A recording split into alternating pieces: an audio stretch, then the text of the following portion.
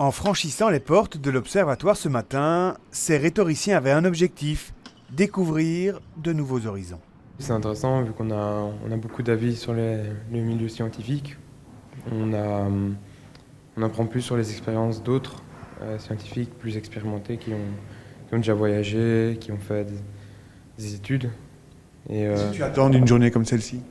Déjà voir comment ça se passe, une journée d'un scientifique, voir s'ils sont passionnés. Devant eux, 6 travailleurs de l'Observatoire. Ils sont scientifiques, informaticiens, photographes ou ingénieurs. Tous ont l'expérience d'une longue carrière et aujourd'hui, ils veulent transmettre leur passion à la relève potentielle. Évidemment, selon la personnalité, certains se sentiront peut-être moins à l'aise dans un métier où on va vers des territoires inconnus. Mais clairement, en témoignant justement de ce qui peut se faire en recherche, je pense que certains jeunes peuvent justement à ce moment-là se dire « oui, je vais franchir le pas ». Il ne faut pas croire à leur âge qu'on maîtrise tout.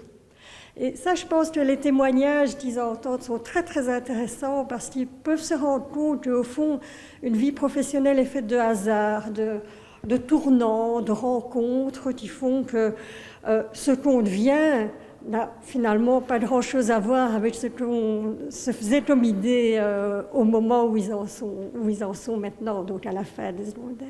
Ce jeudi matin, ils étaient 10 000 élèves à rencontrer des travailleurs sur près de 200 lieux en Belgique.